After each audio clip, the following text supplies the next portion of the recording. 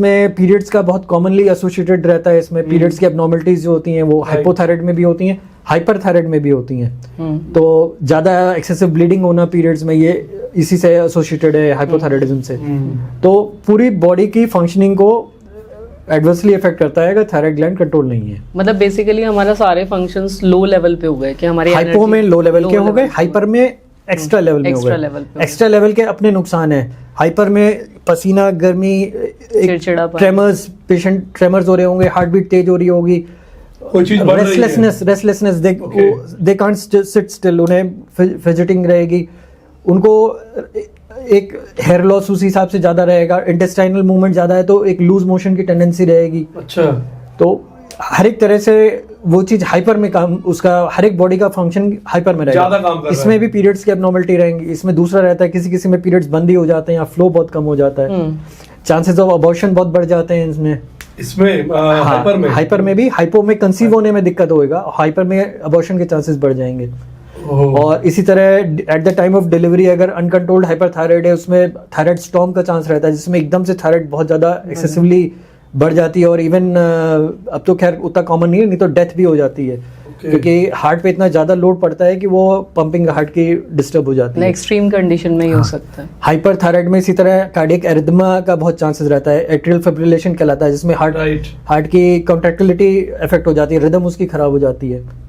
तो हाइपोथायराइड में cholesterol levels बढ़ने लगते हैं, जिसके कारण जो कोरोनरी आर्टरी डिजीज जिसमें कि वो कोलेस्ट्रॉल बढ़ने के कारण जो हार्ट अटैक वगैरह के चांसेस बढ़ जाते हैं। तो दोनों के ही, हाइपो के अपने एडवर्स इफेक्ट्स हैं और हाइपर के अपने एडवर्स इफेक्ट्स हैं। मतलब पूरे सिस्टम को ये दोनों चीजें खत्म कर रही है। दोनों हमें एक सही अनुपात पे थायराइड अगर काम कर रही है तभी बॉडी नॉर्मल फंक्शन करेगी। जैसे मेरे पास भी जो पेशेंट्स आते हैं, मैं तो डेंटल का ही उनका पूछती हूँ, पर थायराइड हिस्ट्री हमारे लिए भी इंपॉर्टेंट रहती है, लेकिन उनको पता नहीं होता, कहते हैं हम गोली खा रहे हैं। तो मैं उनसे पूछती हूँ सूखने वाला है या मोटा होने वाला है, तो उससे हम थोड़ा सा आइडिया लगा पाते हैं। जैसे आपने कहा वेट गेन होगा हाइपो में और थोड़ा सा वेट कम रहेगा आपकी हाइपर में। सर्जिकल रिस्क इसमें इस तरह से है कि जब आप एनेस्थीसिया देते हो तो एनेस्थीसिया से पेशेंट जो बेहोशी से बाहर निकल सके उसके लिए थायराइड नॉर्मल रहना बहुत जरूरी है। एलए का सेंसिटिविटी रहेगा अगर हाइपोथायराइड है तो उसमें कई बार ऐसा होता है कि पेशेंट की रिकवरी बहुत मुश्किल हो जाती है एनेस्थीसिया से।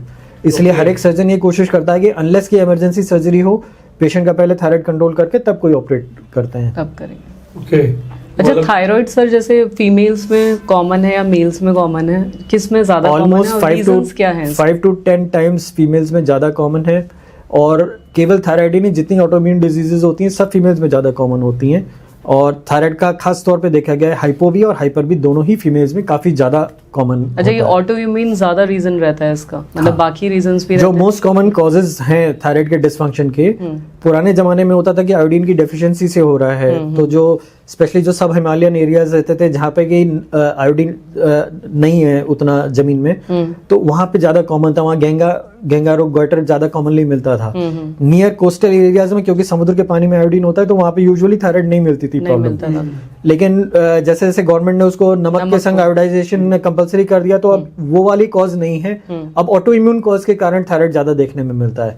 हाइपो हो चाहे हाइपर हो, दोनों में ही ऑटो इम्यून भी कॉजेज ज्यादा दिखते हैं। अच्छा, तो ऑटो इम्यून तो पेशेंट के कंट्रोल में नहीं है। अगर किसी पेशेंट के कंट्रोल में नहीं है ऑटो इम्यून अगर हो रहा है तो आपकी बॉडी उसके अगेंस्ट ही काम कर रही है। हाँ, बॉडी में अपने एंटीबॉडीज हैं। जैसे अगर हम व्यूअर्स को समझाएं तो ऑटो इम्यून का मतलब ये होगा कि आपकी बॉडी ही अपने बॉडी का अपने जो डिफेंस सिस्टम है, जो अपने इम्यून सेल्स हैं, वही ग्लैंड को या तो डिस्ट्रॉय कर रही हैं या उसको हाइपर स्टिमुलेट कर दे रही हैं, जिससे कि हाइपरथायराइड हो रहा है। दोनों ही केसेस में एंटीबॉडीज होती हैं, उसकी अलग होती हैं, इसकी अलग होती है। इसकी अलग होती है। अच्छा,